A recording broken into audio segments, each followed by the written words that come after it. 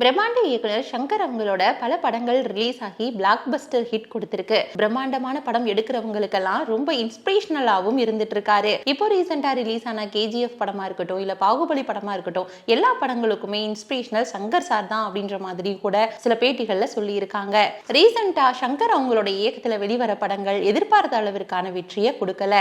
அடுத்ததா வேல்பாரி ஸ்டோரியில ரொம்பவே போக்கஸ் பண்ணிட்டு இருக்காரு. வேல்பாரி கதையின் மூலமா கண்டிப்பா ஒரு பெரிய ஹிட் கொடுக்கணும் அப்படின்ற முயற்சியில இருந்துட்டு இருக்காரு.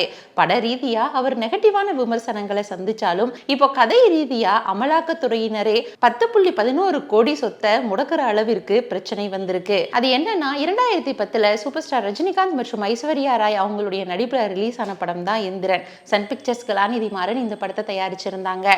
இந்த படம் மக்கள் கிட்ட பெரிய அளவுல வரவேற்பு பெற்றுச்சு. ஒரு பயங்கரமான ஹிட் கொடுத்த படம் அப்படின்ற மாதிரியும் சொல்லலாம். இந்த படத்துடைய கதை என்னுடையதுதான் அப்படின்னு நக்கீரன் முதன்மை துணை ஆசிரியரான கவிஞர் ஆரூர் தமிழ்நாடன் அவங்க வழக்கு தொடர்ந்தாங்க. 2010 இந்த படம் ரிலீஸ் ஆகி இருந்தது. இது தொடர்பா சங்கர் அவங்கள அணுகின ஆரூர் தமிழ்நாடன் அவர்கள் வேறு வழி இல்லாம 2011 வழக்கு தொடர்ந்தாரு. இந்த வழக்கிற்கு சங்கர் மற்றும் கலாநிதி மாறன் அவங்க தரப்புல என்ன சொல்லியிருந்தாங்கன்னா, இது எங்களுடைய கதை தான், உங்களுடைய கதையை நாங்க திருடல அப்படின்ற மாதிரி விளக்கம் கொடுத்திருந்தாங்க. அது மட்டும் இல்லாம இந்த வழக்கு செல்லாது அப்படின்னு தீர்ப்பு வழங்கணும் அப்படின்னு சங்கர் அவங்களுடைய தரப்புல சொல்லி இருந்தாங்க. எழும்பூர் நீதிமன்றத்துல போடப்பட்ட இந்த வழக்குக்கு சென்னை உயர் நீதிமன்றம் இடைக்கால தடை விதிச்சிருந்தாங்க. 2011 போடப்பட்ட வழக்கு விசாரணையின்படி 2019 ஆண்டுல இத கையில் எடுத்தாங்க.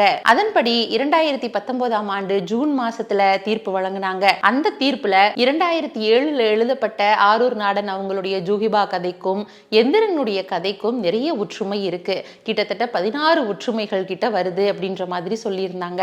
இதனால காப்புரிமை மீறல் அப்பட்டமா தெரியுது அப்படின்றதுனால எழும்பூர் நீதிமன்றத்துல தொடுக்கப்பட்ட வழக்கு காப்புரிமை சட்டப்படி தொடர்ந்து நடத்தலாம் அப்படின்னு அழுத்தமா தெரிவிச்சாங்க. இதனால 2021 அமலாக்கத்துறையினர் ஆரூர் தமிழ்நாடன் அவங்க கிட்ட விசாரணை நடத்த ஆரம்பிச்சாங்க.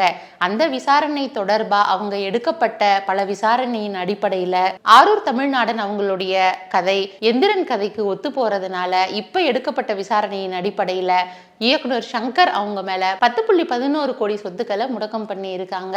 இயக்குனர் சங்கர் அவங்களுக்கு சொந்தமான 10,11,00,000 மதிப்புடைய அசையா சொத்துக்களை அமலாக்கத்துறையினர் முடக்கம் செஞ்சது குறித்து இயக்குனர் சங்கர் அவர்கள் இது எனக்கு ரொம்ப வருத்தம் அளிக்குது அப்படின்னு தெரிவிச்சிருக்கிறாரு. இது முதல் கட்ட விசாரணையாவும் அடுத்தடுத்து நிறைய விசாரணை நடத்த போறதாவும் சொல்லி இருக்கிறாங்க.